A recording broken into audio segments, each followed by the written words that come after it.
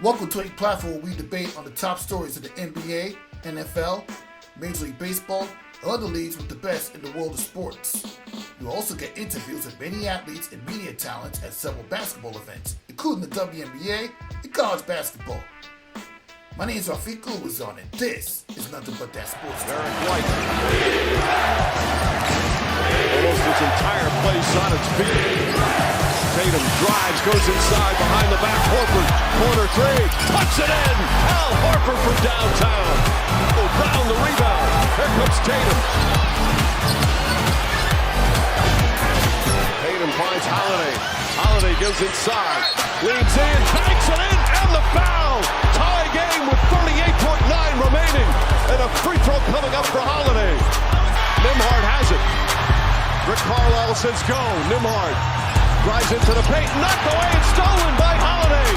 Siakam trying to get him, and he fouled him with 1.1 remaining. Up to catch even one dribble and shoot, you've got to do it quickly. Nembhard looking, finds Nesmith. Nesmith with a three. Won't go, and the Celtics, with the inspired comeback, take a 3-0 lead in this best-of-7 series. Yeah, Boston's knocking on the door for another NBA Finals appearance. Welcome to this episode of Nothing But That Sports Talk. I'm Rafik Lewis-on alongside Myraine. Welcome back to the show. Hi, thank you so much for actually pronouncing my name first of all, and I'm happy to join you. And I appreciate the Celtics love. Yeah, I mean, come on now. It's only right because the Pacers defeat my York Knicks, and you go up against your team, and you guys have a chance to actually see you knock them out. This is what the York Knicks is supposed to be doing in the second round. But we had a lot of injuries. I get it. The injury bug catches up to us big time. I mean, not that the Celtics don't have injuries in the row with Kristaps Porzingis being out, but you know what? You guys are literally a victory away from getting to the NBA Finals, and you have a chance to surpass the Lakers for most championships in NBA history. And let me ask you something. Like, be the Boston Celtics fan growing up, like, and obviously it's been 2 years since they lost to the Golden State Warriors. I mean, how meaningful will it be for the Boston Celtics to get back into the finals again? Being a Boston Celtics fan, being a Boston Celtics fan as it is, how meaningful will it be for the Celtics to actually not only get back to the finals, but win the championship this year, even with the run as it is? It'll be meaningful as heck. Like, I've been a Celtics fan my whole life, and then we've been riding that 17 banners for a while, since 2008, since it was our last chip, and it's just like always been who's gonna get 18? Is it gonna be Lakers or Celtics? And as being a Celtics fan, of course, I despise the Lakers. Respect to them being another great franchise, but obviously we want to have the most rings. We want to hold that record, obviously. So it would mean a lot, and especially just to see this new core coming up since the 08 team. I feel like we've just been constantly rebuilding, trying to find like a team that meshed well together. We've had some really great players. We've had when Kemba came, I was excited for Kemba. I was like, oh, because I followed him throughout from his career in UConn. I was like, oh, it'd be great if Kemba would get a ring with the Celtics or whatever. And then we just kept recruiting different point guards and other players, just trying to see who would really fit. And now that we have this core group of guys, that it's just clicking this year, and it's just like it would just mean a lot for us to win the championship this year. When we have to, I mean, the last 2 seasons we were like really, really close. So it's just kind of like go big or go home. Yeah, literally. I mean, a year ago, you were almost the first team to come back for 3-0 to win the playoff series after Derek White's tipping that forced a Game 7. Right. I mean, well, in this year, you just breezed through Miami like it was nothing. I mean, obviously, Miami, they were down Jimmy Butler. When you lost Game 2 of that series, I thought that Miami was going to continue to be the upset team that they've always been, but you steamrolled them in Miami 2 games in a row and won Game 5. Then you get to the Cavaliers series, a franchise that the Celtics have not defeated since this guy was on the roster in 2008 and 2010. Ever since then, the Cavaliers have pretty much had the Celtics number up until, of course, this season, and you managed to get 2 games you were actually tested in Cleveland and wrapped it up in Game 5. Now you're up 3-0 against the Indiana Pacers team that nobody really expected much to get to the finals, let alone get to the conference finals, let alone the NBA finals. And now you're playing with house money. When you're finally tested, Jaylen Brown hit a clutch shot that forced overtime. Then 2 games later, Jrue Holiday showed you why he had championship pedigree from his days with the Milwaukee Bucks. And now you have a chance to sweep the Indiana Pacers again. Also, credit to Al Horford. You have to credit Al Horford too if you're gonna talk about Jrue Holiday steal, because yes, Jrue Holiday steal was a critical piece of that win, but also just that play from that dime from Jason Tatum to Al Horford was clutch. I kept watching that replay, like how did he even read that and like pass that so just like effortlessly from behind the back, and that was just like awesome. Yeah, and Al Horford's been used to playing in the Boston Celtics uniform from his first 10. He made the Celtics relevant back then, but coming back to bring back the championship pedigree that the Celtics kind of almost lost when they lost to the conference finals of the bubble 2020, and then of course the first round loss to the Brooklyn Nets before they redeemed themselves from that series. You had your revenge tour in 2022 where you defeated all the opponents that Jason Tatum has lost to in the past, and then of course you got to get that finals appearance in 2022. I mean, when you were watching that finals in 2022, I mean, what do you think was a promising focal point to the Boston Celtics finally win the championship during the Tatum and Brown era?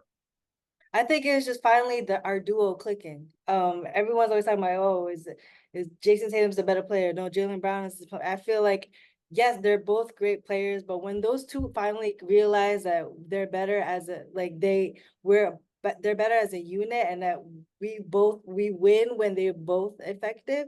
I think that was really the key, and also just like putting together the other pieces that kind of just clicked. Like, I was sad that Marcus Smart left, but like bringing in Jrue Holiday, whose defense is just or maybe even greater than Marcus Smart's. Not to downplay Marcus Smart, but it's just like it was an upgrade, essentially, because I mean, as much as I love Marcus, sometimes he just made clumsy plays, and then Jrue at least is even more effective on the offense as well. So it was kind of just like building the pieces around Jason Tatum and Jaylen Brown, because you knew at that point like these two are the the cornerstones of the Boston Celtics team, and like we need them both to be effective to actually win the championship. Exactly, especially since the next round you're probably going to get either the Dallas Mavericks or the Minnesota Timberwolves. And the Mavericks, well, how about the Dallas Mavericks and Luka Doncic in another playoff game-winning shot to win Game 2, beat up 2-0 against the Minnesota Timberwolves team that's primed for championship success. Yeah, I mean, Luka's gonna Luka. I'm really interested to see just like their next game, because everyone's talking about Anthony Edwards, but it's just like everyone also forgets about it's great that the light is getting shown on these other new players that are coming up, but Luka's had a great run all season, and yeah, it's a very interesting matchup in the West to see who come out. Yeah, but as a Boston Celtics fan, who do you want to face in the NBA Finals? Would it be Luka Doncic or Ant-Man and Karl-Anthony Towns? I would love to face the Timberwolves just because all their fans have been talking smack. Just because everyone's like, oh, forget Jason Tatum, Anthony Edwards is him. I was like, Anthony Edwards wouldn't have made that pass that Tatum made last night to Al Horford. I'm sorry.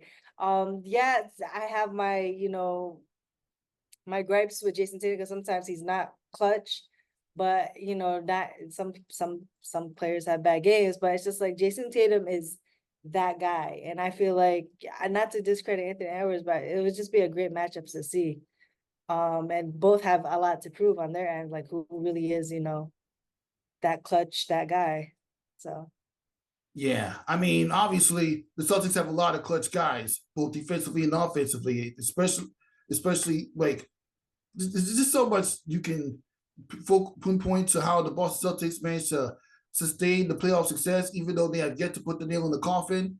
I mean, they've been to the conference finals almost every year ever since Jason Tatum came to the roster in 2000, came to the league in 2018, with the only exception 2019, of course, when we lost the second round to Milwaukee, and then and I already talked about the loss in 2021, but they've been to the conference finals almost every year.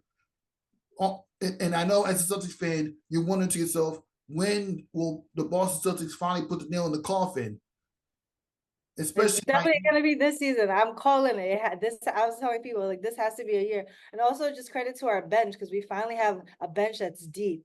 Like I think that was also a pain point in the last 2 seasons where our bench was maybe 2, 3 guys deep, and it's just like now our bench is just we have so many critical like pieces in there. We have Sam Hauser who could shoot, Peyton Pritchard who could shoot as well, and then we have a lot of backup bigs who are putting in time just because as you can see, Kristaps is injured. And it's just like the next man up type of mentality is what the Celtics always talk about. And I feel like having that deep bench has really helped us make a deep run. And it's gonna be important coming into the finals. Yep, it's going to be very important, and obviously, well, Game 4 is going to be very next day, and I know we look forward to watching the Boston Celtics finally wrap up this series, and hopefully they're not the ones almost blowing a 3-0 lead because No, we got to bring the brooms out. man, that will be nerve-wracking for you Celtics fans. Yeah, definitely. No, I'm hoping we bring the brooms out on Monday. All right, we'll definitely bring the brooms out, and yeah. Now that we're done with, and to continue the basketball conversation going, obviously, as you're aware, even though the Boston Celtics making the finals is not the only hot thing going on, because obviously earlier this year the WNBA will have a game down in the TD Garden, and it'll be between the Connecticut Sun and the Los Angeles Sparks. And for somebody that follows the WNBA, what do you mind when you find out that the WNBA will have a game being played down in Boston Celtics? Wait. Your question is the Connecticut Sun playing in TD Garden? Yes. Yeah, I think that's great because I mean I'm originally from New England, so that Connecticut-Boston connection is really important. I know there's a lot of Boston folks that saying they want their own team, but for the majority of the part, a lot of Boston folks call the Connecticut Sun, their team. They're the New England team. And so I think it's great that we have that camaraderie between the two states and the teams. And it's just great overall to see the support of the WNBA as of recent. I was at the draft and just seeing this new class come up, and just like it's an exciting time to be a WNBA fan and a WNBA player, I think. And the league has definitely expanded. And then they just announced what 2 new teams that are coming in like 2026, 2028. I don't remember the dates, but yeah, I'm just like, really excited for the trajectory of the WNBA and just seeing the growth of the players and them finally getting the recognition and the same respect as these men. Because it's like, for the longest, a lot of the women, I mean, a lot of people are just like, oh, no one watches the WNBA. We know a lot of people watch the WNBA, and it's actually really exciting because I also feel, not to shade the men, but that I feel like women basketball players are really at the core of the foundation of like basketball. It's men do all like the tricks and the dunks and stuff, and like, but I feel like the women's game is just as entertaining because they're very intricate with their moves, and it's just like a high skill level, and it's just fun to watch. Yeah, it's exactly fun to watch. And I know you, and we'll get to your experience talking about the WNBA draft, cover the WNBA draft in a minute. But obviously, the Celtics home arena hosting a WNBA game could be a sign of things to come to try to bring in a team to Boston. And I know Boston's not really one of the teams that Kathy Engelberg is like analyzing as far as a possible destination for a WNBA team. But that's something that you need to take into consideration. Why not move the Connecticut Sun up to Boston?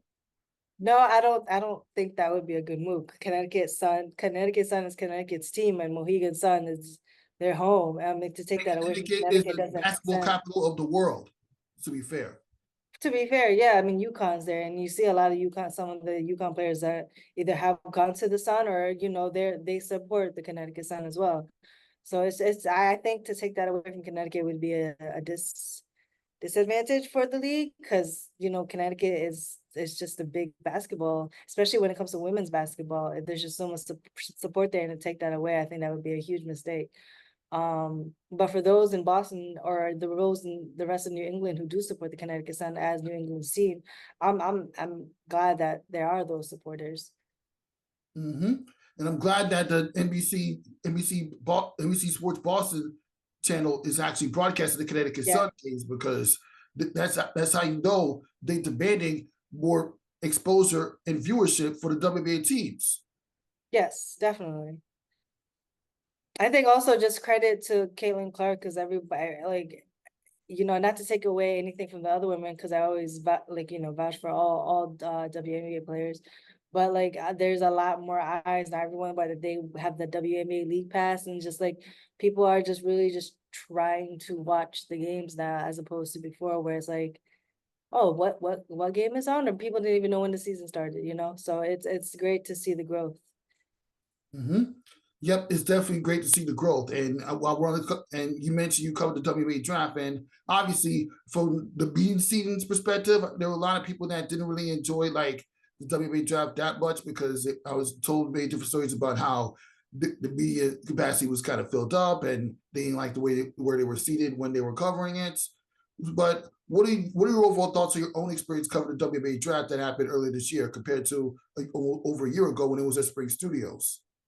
I actually like the BAM location a lot better. I feel it made it more grand, and it made it more like the focal point. Like the women were there on the stage, and then we were watching them and having the seating. I think it was a lot better than the previous year. Where it was just like everyone standing around kind of thing, and you just had like tables in the front. I don't know. I just feel like it was just a more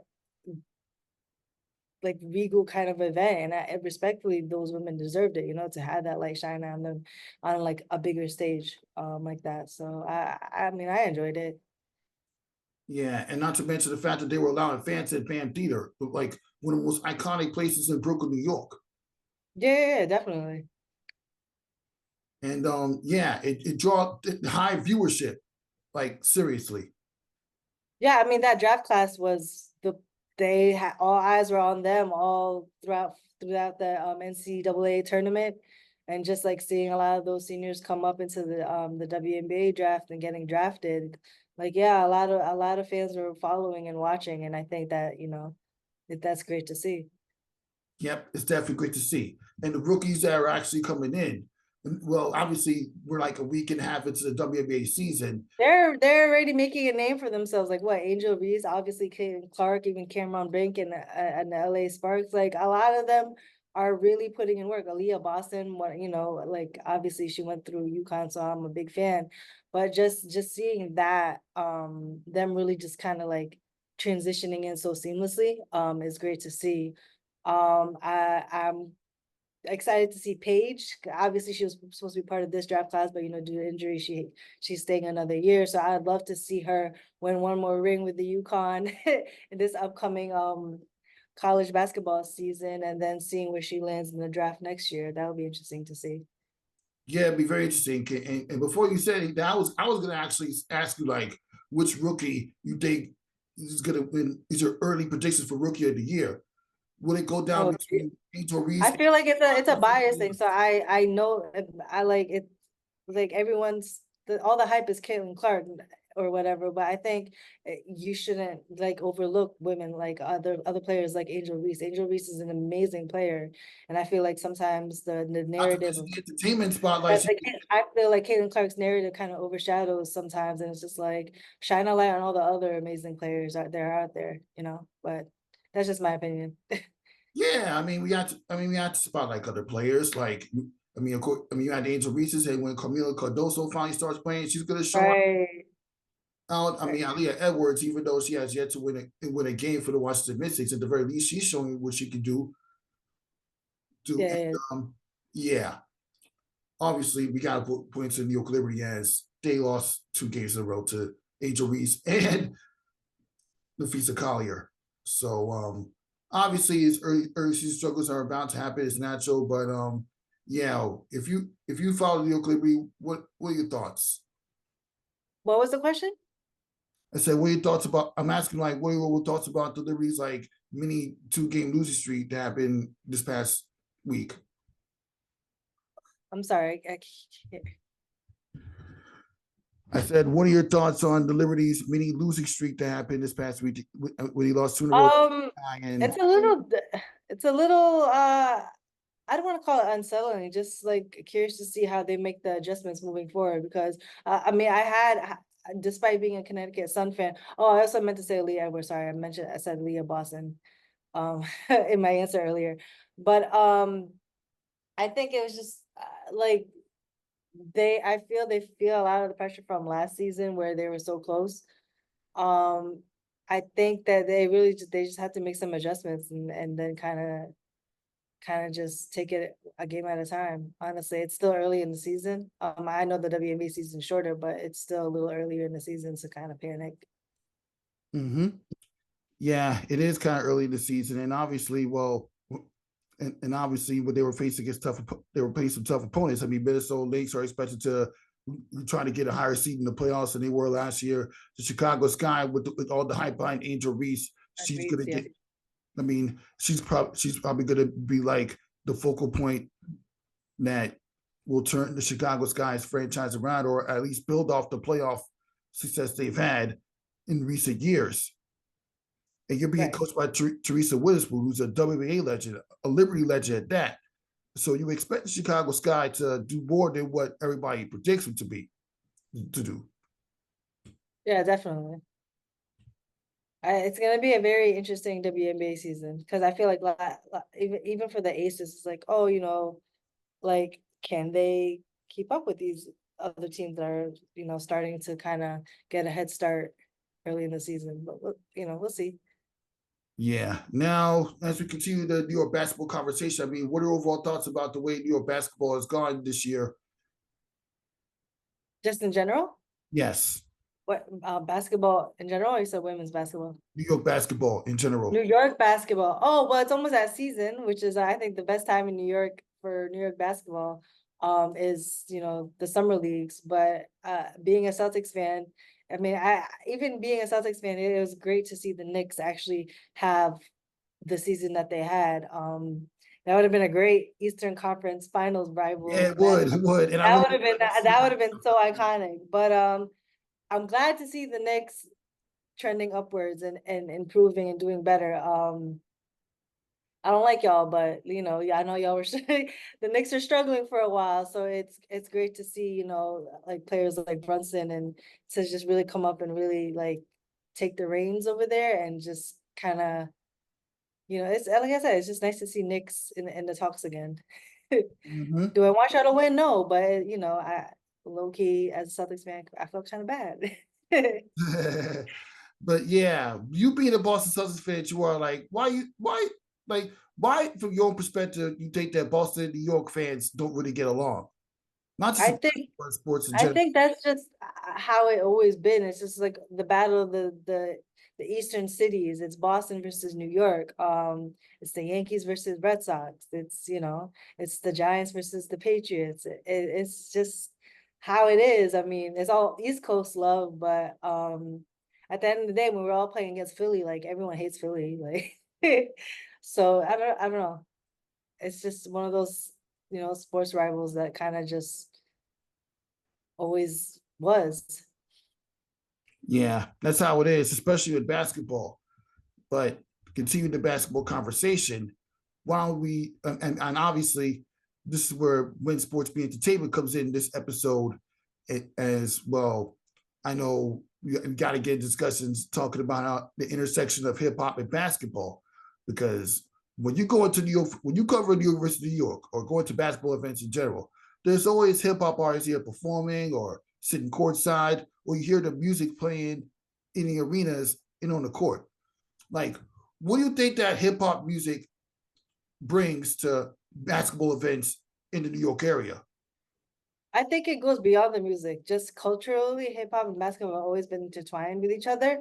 From the 90s, you had basketball players who were rapping. I mean, Iverson used to rap. And then on the flip side, you have basketball players who you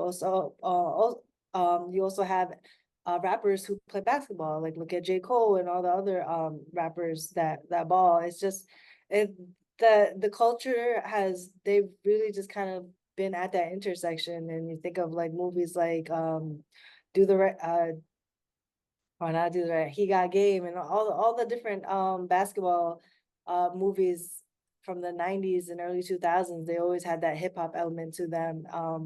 I just think culturally they're just relevant, and there's always that crossover of like rappers and players. and also like the fans appreciate both, I think. And it just brings, and then when you're playing hip hop music in an arena, it just brings a lot of energy, you know. You can see like the oldest person in the arena still rapping or singing along to the lyrics. It's just one of those feelings and vibes that you get when you kind of mix hip hop and basketball. And then when speaking of NYC summer games, when you have all the dope DJs, they're always playing, you know, the classic New York jams or whatever. It's I think it's just like the two just kind of go together. Exactly, because you can't have a basketball event without hip hop music being played somewhere. Whether Right, the DJs, the radio, or the performers that show up to perform there. right. Like when you cover like New York versus, like we'll get to the best hip hop basketball focused movies in a minute, but when you go into New York versus New York games, I mean, and seeing all these hip hop artists perform, like what does this tell you about how hip hop is invested in the sport of basketball? I think it just solidifies that relationship that's always been there culturally throughout the years. You know, a lot, like I said, a lot of the rappers either play basketball or, you know, are fans, they're loyal to their teams. I mean, you know, like at New York Knicks game, you see the NY bred rappers sitting courtside. Like it's just in them. And I feel like seeing that at the NY versus NY games, it's just like, yeah, this is very New York. Like this is very like hip hop. And not to mention, hip hop artists always rocking either a sports jersey or a fitted cap anytime they're performing a lyric for hip hop music videos. Like I was going to talk about like how Ja Rule, even in Ja Rule's New York versus New York anthem, they always showcase all the different sports arenas like Yankee Stadium, like the original Yankee Stadium before it shut down. It became the new Yankee Stadium was put together. And you also have Fat Joe, who's a hardcore New York Knicks fan, being part of that song. And then mentioning basketball is lyrics. Right. Not to And then mention, you're not to and then mention, his, okay. we know the contribution he brings to basketball and hip hop. Wait, you talking about Fat Joe? Yeah, so and I was saying, not to mention Jada Kiss. You know Oh yeah. what he brings to basketball and hip hop. Yeah, and then also you have Ice Cube who runs or owns the big three, and it's just like, you know, Mhm. that it just makes sense. Yeah. Yeah. So it's pretty much all boils down to basketball players having an opportunity to showcase their skills while also listen to some of their favorite hip hop music in the process. Yeah. I mean, they block it out when they're in the court, but then when they're in the parties, it's a whole different story. If obviously for somebody that's covered hip hop along with sports, you have a sense of that. Yeah, definitely. I think you know, a big part of my career was me being in hip hop media, being a journalist, writing for Hip Hop DX and contributing to other websites.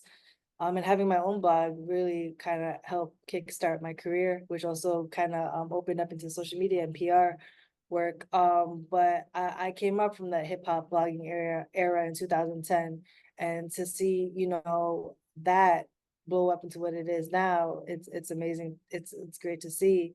But as much as I love hip hop, I've always been a basketball and sports fan. I grew up with a dad who, you know, I watched football and basketball and baseball games with my dad, and then whatever my brother was watching, whether it was boxing or whatever, sports was always my blood. So it's just like I kind of wanted to make that pivot, and I kind of just like bet on myself, like, you know, if I could do this in hip hop, what can I do in sports world, especially in basketball?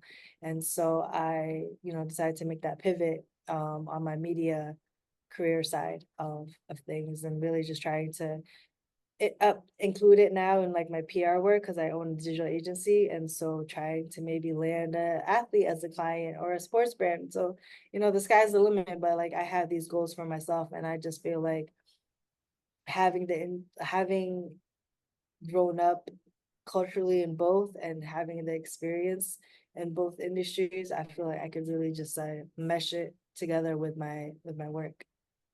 That's a very interesting point. And while we're on the subject of talking about your writing career, like what are some? I mean, and for those, and this is for those that didn't listen to the last episode that was published on like Instagram. What are some of your favorite hip hop stories that you covered as a writer, writing for your blog and for Urban Magazine? Oh geez. It would have to be the 2010 era where I was just covering a lot of the artists that were coming up. I don't know if you remember Currency and Stolly. Just that core Nipsey Hussle was part of that double XL cover. It just like that era, that blogging era to me was just like so real and authentic, and what it really just like kickstarted everything. And uh being able to cover the events, looking back at it now, it's just it, to me it's just like, wow, I was really there when Nipsey performed at the, I think it was at the Highline for the double XL cover concert, and then just to hear of his passing some years later down, it's just like, dang, that's crazy. I don't know, it was just that era just brought a different vibe that I miss. And not to, say anything bad about the current era and state of hip hop, but it's just a different feeling. Hmm. Yeah, because there was actually some more enjoyable hip hop music that came out like in 2010. Hmm. Like, and yeah, there's so much great music that came out right there from people like Snoop Dogg, Mariah Carey, and that's just to name a few. Yeah, yeah, definitely.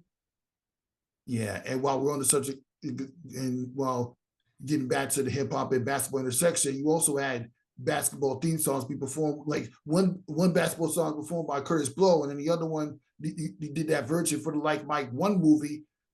He performed by Jermaine Dupri and Fabulous and Lil Bow Wow. Like when you see these basketball theme songs, what goes through your mind growing up as a hip hop and basketball enthusiast? I think it's dope. Even like the Space Jam soundtrack was awesome. Awesome. Even even in the recent remake with LeBron. I just think it's just one of those like things, is one of those partnerships that work. Hip hop and basketball, they just go together. I don't know, in my opinion. I feel like you can't have one without the other. Yeah, another example is you got up and coming artists like Flaj Johnson, who not only plays LSU basketball, but is also a rapper. All right. She produced, Right. she produced some good songs. I actually had a chance to check her out perform in New York City like a couple of weeks ago. She brought a different vibe to New York City when she was performing her lyrics. Yeah, it's all about the energy too and the delivery. I feel like that's always been important. It's not just the bars. Like, how are you delivering and saying your bars, and what is the story that you're telling? I feel like this new wave of artists today, they have a totally unique and different flow and sound, which makes that uniquely theirs compared to, what I grew up in, what we grew up in the 90s and early 2000s. But it's all part of the evolution of things. Hip hop and other things can't stay like that forever. Just like in basketball, you have like our current greats, LeBron, Curry, and KD. The When they were, reigning in their era, it just amazed that, like they were winning rings and championships and all eyes were on them. And now they're kind of, it's a new era of players coming up now, and it's just like to see them not even be in the postseason, the playoffs. It's this crazy thing. It's like a whole new time. Yep, it's definitely a whole new time, and not and you have to actually adapt to that as you get into your writing careers. Right. And being a writer that you are, like, what are some recent hip hop stories that you covered for Urban Magazine? I haven't covered too much hip hop because I transitioned into being a sports editor, but some things that I still do cover, I'll actually be in Philly this weekend for the Roots Picnic. So I've been covering the Roots Picnic for about 7, 8 years now. As you know, the Roots Picnic is the Roots from the hip hop band from Philly, and they host this festival in Philly and bring all like the hottest artists of the year in recent times, or even just like the classic OG artists for this big massive 2-day festival. So I'm excited to cover that coming up this weekend. Yeah, I'm happy for you that you're able to cover that. And yeah, the Roots pick. I mean, yeah, the Roots picnic. Well, why don't you tell people about what the Roots picnic represents in hip hop industry and why people should go? It just represents if you follow the Roots in their career and just how iconic they are as a group and what they mean to Philly, to have them having their own festival is just like Like it wouldn't make sense if that they didn't have their own festival in Philly. So for them to have that, you know, running for so long for all these years and bringing on new talent and onto these big stages, I think it's great. And I feel like, you know, if you follow hip hop, you'd appreciate the lineup that they have every year. Yep, that's all we can do is appreciate the type of artists that perform at the Roots Picnic, because I feel like you have to do something in order to, like, anybody that either wasn't alive or didn't get to listen to some of the older music from our era, our generation, they get a chance to continue performing that even when they're no longer like making hits, because they play a different role in the type of music vibes we get today. And music's pretty much all around. Right. And then you also have the DJs at Roots Picnic who'll throw on the classics that are just timeless, and you're just like, it's great to see a DJ throw on a classic '90s Jay-Z record, and you see these new kids rapping along with it, and then you see the old heads rapping along with it. And it's like, this is great. Like you see hip hop kind of brings together the same way basketball does too, because basketball, when you look out into the crowd, you see all you know, a whole diverse group of people. You have old, young, black, white, Asian, Spanish, like whatever. I think both kind of bring people together. Mm-hmm. Yes it does. And like now you mentioned you're gonna be like focused more on the sports aspect of your writing career. Like, can we expect you to be at any more New York Liberty games or New York versus New York games this summer? Yeah, New York, definitely. I've been in contact with the Liberty PR. I've also reached out to the Connecticut Sun because obviously that's my home team. I'd love to go cover some games. There's a big Connecticut Sun versus New York Liberty game scheduled, I believe, for July. I'm trying to go. That'll be in Mohegan Sun Arena. Um, yeah, I definitely will be closely following, especially my Connecticut Sun. I just feel like we've been so close as well as well, and it would be great to see Alyssa Thomas win a ring. Yeah, I mean, as somebody that covered the Connecticut Sun for a few years virtually, I mean, it's great to actually intersect with all these players.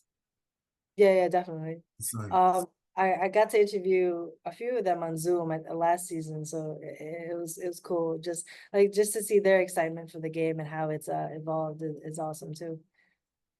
yep, that's exactly a very interesting point. And well, thank you for taking the time to stop by, Myraine. It's very nice talking to sports and entertainment with you, and I can't wait to see what you do for Urban Magazine. Thank you so much. Yes, definitely follow me at maria.myraine. I also launched my digital agency at Maven by Maria. And then definitely follow Urban Magazine as well. And thank you again for interviewing me. I always see you at all the games. For those who don't know Rafiq, he's at like almost all these games. So it's always good to see my fellow media folks. Yeah, and yeah, before I let you go for real, let's just talk about your digital agency. Digital agency, like, like what is like the whole mission behind creating that digital agency? Right. So Sports career. for like it's beyond sports, it's just entertainment and also just minority owned businesses and like startups. I just had so many experience working in agencies, like why not have my own agency where I could apply that same work ethic and skill set too and have my own clients. I've always had my own clients. So it's just like as a freelancer since 2011. So I have 12, 13 plus years of experience working for myself and kind of managing my own roster of clients. So just to make it official, starting my own agency. I feel like, you know, working for other people is cool, but working for yourself, I think is cooler. So Yep. For Maria Myraine, Rafiq was on. This is Nothing But That Sports Talk with Sports Meet Entertainment. We'll see you next time. bye. Thank you.